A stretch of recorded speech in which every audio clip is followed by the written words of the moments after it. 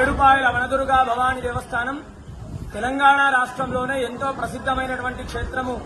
ఏడుపాయలు మంజీరా నది 7 పాయలుగా చీలి కొండ రాళ్ల మధ్య గుట్టల మధ్య పచ్చని చెట్ల మధ్య ఒక బండకు స్వయంభుగా వెలిసినటువంటి తల్లి వనదుర్గా అమ్మవారు. మరి ఆషాఢ మాసాన్ని పురస్కరించుకొని మొదటి ఆదివారం అమ్మవారికి ఉదయాన్నే 4 గంటలకు విశేషమైనటువంటి అభిషేకము.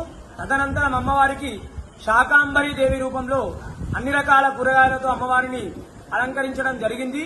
ఈ యొక్క అమ్మవారిని ఆషాఢ మాసంలో అలంకరించడం వల్ల లోకమంతా కూడా సస్యశ్యామలంగా, అందరూ కూడా క్షేమంగా పాడి పంట వ్యవసాయము అన్నీ కూడా అధికంగా లభిస్తాయి.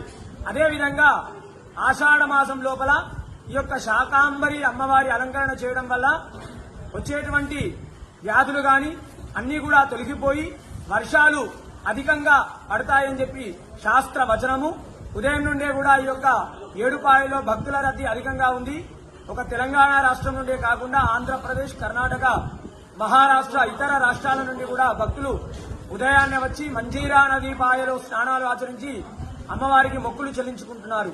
ఈ యొక్క ఏడుపాయల వనదుర్గా అమ్మవారు కోరిన కోరికలు తీర్చే కొంగు బంగారు తల్లిగా దినదినాభివృద్ధిగా ఇక్కడ అభివృద్ధి చెంది